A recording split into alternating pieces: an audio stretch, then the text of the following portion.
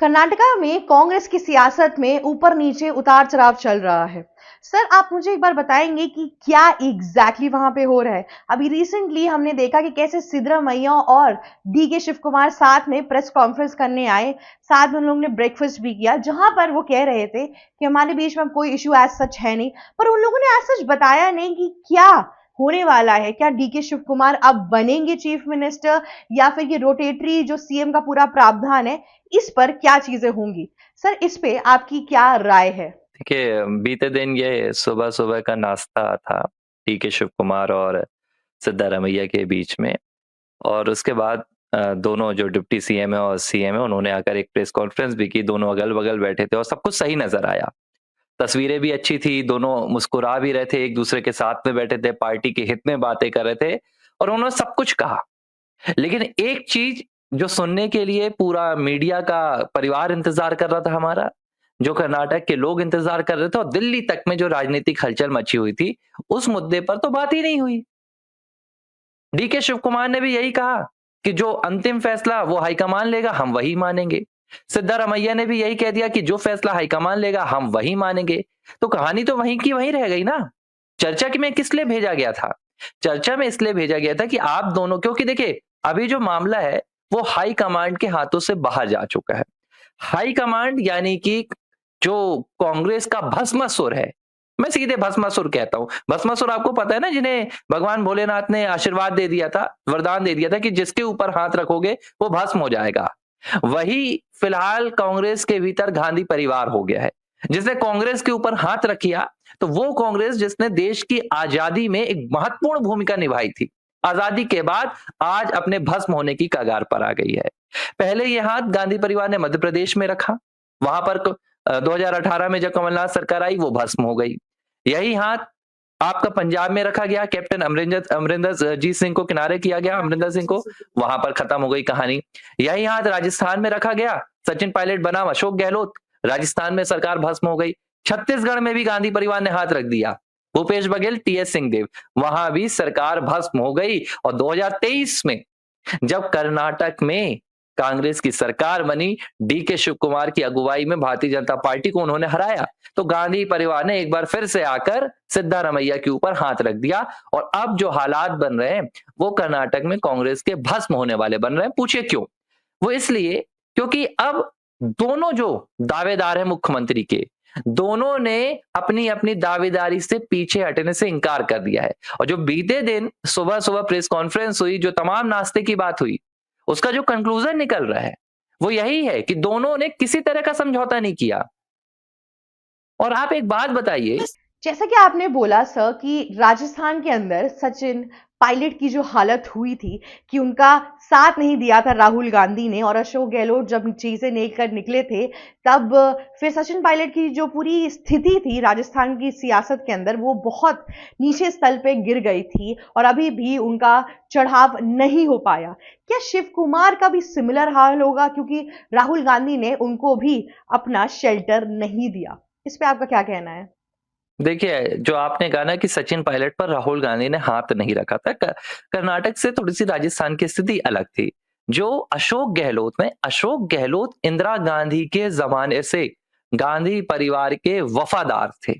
और कांग्रेस पार्टी में जो बखत होती है, एक शब्द होता है ना बखत, जो हैसियत होती है, जिसकी वो योग्यता की नहीं होती है, वो होती है आप कितने वफादार हैं। और वफादारी पार्टी के प्रति नहीं, वफादारी गांधी परिवार के प्रति। मैं कहना नहीं चाहता हूं, लेकिन हमारे जब बातचीत में हम वफादार की बात करते हैं ना कि वफादार कौन है, तो कुत्तों की बात की जाती कि भाई हाँ, ये कुत्ता अपने मालिक का वफादार है। गांधी परिवार कांग्रेस पार्टी के नेताओं को भी मुझे लगता है कि उसी तरह तौलता है। ये बात तो खुद कांग्रेस अध्यक्ष ने कहा है, उन्होंने कुत्तों वाली बात खुद कही है। तो जो सचिन पायलट थे, सचिन पायलट कांग्रेस के लिए वफादार थे। वो कांग्रेस के लिए जी जान लगाने वाले नेता हैं, आज भी हैं, तब भी थे जब मुख्यमंत्री का चयन होने वाला था। और वसुंधरा राजे सरकार को हराना उस वक्त सचिन पायलट ने ये काम किया था। युवाओं का उन्होंने जबरदस्त तरीके से अपना एक समर्थन हासिल किया था कि युवा चेहरे हैं भाई, युवा उनसे आकर्षित हुए। लेकिन हुआ क्या? वफादारी में पीछे रह गए। उन्होंने कहा कि मैं कांग्रेस पार्टी की वफादारी करूंगा, मैं किसी एक परिवार की वफादारी नहीं करूंगा। गांधी परिवार ने कहा no, then we can't choose you. तो वहां से निकल कर आए कौन? अशोक गहलोत। उन्होंने कहा वफादारी तो मेरे खून में है, मैं तो जब से कांग्रेस पार्टी में आया हूं मैंने गांधी परिवार की ही वफादारी की है। ये अपने स्टूडेंट यूनियन की जब राजनीति करते थे अशोक गहलोत, तब इंदिरा गांधी ने इन्हें बुलाया था कि आइए चलिए ठीक है, हम आपको पूरा कांग्रेस पार्टी में नेतृत्व देंगे, आगे बढ़ाएंगे। तो ये राजस्थान के हालात थे। डीके शिव कुमार से भी गांधी परिवार यही उम्मीद कर रहा था। कब? 2023 में। लेकिन गांधी परिवार को पता था कि जो तेवर डीके शिव कुमार के हैं, जो उनका राजनीति का अंदाज है, वो उन नेताओं में नहीं है जो हाथ जोड़कर गांधी परिवार के सामने नतमस्तक हो जाएंगे। ये जनता की राजनीति करने वाले नेता हैं। लेकिन ये उनके साथ वादा खिलाफी कर दी गई। उन्हें पता था मुख्यमंत्री मैं बनाया जाऊंगा। जब कांग्रेस की सरकार रही कर्नाटक में, डीके शिव कुमार चले गए अपनी मुख्यमंत्री की कुर्सी की मांग करने के लिए। जब उन्होंने मुख्यमंत्री की कुर्सी की मांग की, गांधी परिवार ने खेल खेल दिया। क्या कहा गया कि भाई मुख्यमंत्री जो है वो सिद्धारमैया को बनाइए, सिद्धारमैया बुजुर्ग है और 2024 के बाद आपको इनको विदाई देंगे राजनीति से, आपको मुख्यमंत्री बना देंगे। 2.5 साल जब आप नवंबर में हो गए, 31 नवंबर के दिन डीके शिव कुमार ने कहा कि लाइए मेरी कुर्सी। अब गांधी परिवार के पास बताने के लिए कुछ नहीं है, गांधी परिवार के पास बोलने के लिए क्यों नहीं है? क्योंकि देखिए इनकी एक विचारधारा है गांधी परिवार की, और इनकी विचारधारा कहती है जो भी सनातन के पक्ष में तटस्थ होकर खड़ा होगा, मजबूती के साथ खड़ा होगा, हम उसको आगे नहीं बढ़ाएंगे। और डीके भाई साहब क्या कर रहे हैं? वो जाके महाकुंभ में स्नान करते हैं, भगवान भोलेनाथ के गीत गाते हैं, फिर महाशिवरात्रि का कार्यक्रम आता है तो सदगुरु के मंच में चले जाते हैं अमित शाह के साथ। सदगुरु को गांधी परिवार की भरसक आलोचना करते हैं, जिम्मेदार ठहराते हैं देश की बर्बादी के लिए। फिर विधानसभा में खड़े होते हैं तो नमस्ते सदा वत्सले मातृभूमि त्वया हिंदू भूमि सुखम वर्धितो हम। अब ये वाली बात करते हैं डीके शिव कुमार। आप सोचिए, राष्ट्रीय स्वयंसेवक संघ जिसके खिलाफ बोलते हुए गांधी परिवार दिन रात नहीं थकता है, उस राष्ट्रीय स्वयंसेवक संघ के गीत प्रार्थना को गुनगुनाने वाले कभी किसी नेता को गांधी परिवार क्या तवज्जो दे सकता है? और ये राष्ट्रीय स्वयंसेवक संघ के गीत पर मैं आपको बता रहा हूं क्यों आपत्ति है। क्यों? क्योंकि उसका गीत कहता है कि हम इस मातृभूमि के लिए अपने आप को समर्पण करेंगे, समर्पित करेंगे, देश के लिए मर जाएंगे, मिट जाएंगे। नमस्ते सदा वसले मातृभूमि। तो भाई जो मातृभूमि की बात करेगा, गांधी परिवार को वो पसंद नहीं आता है। हाँ, लेकिन कोई कहेगा कि कांग्रेस का मतलब मुस्लिम और मुस्लिम का मतलब कांग्रेस, तो देखिए मुख्यमंत्री हैं रेवंत रेड्डी के लिए कोई आपत्ति नहीं है, आपत्ति है डीके शिव कुमार के लिए।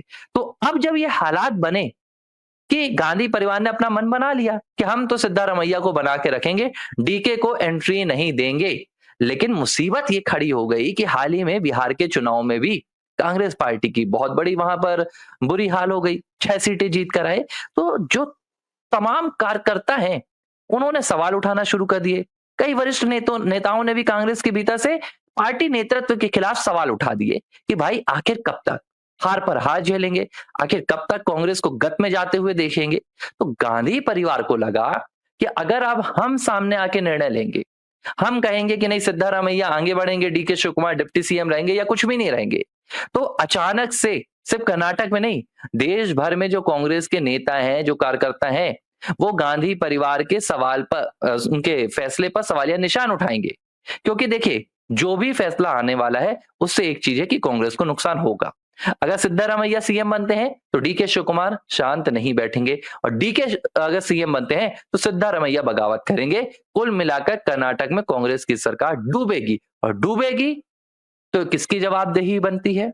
गांधी परिवार की। और गांधी परिवार नहीं चाहता कि इस बार उसको सवालों पर खड़ा किया जाए।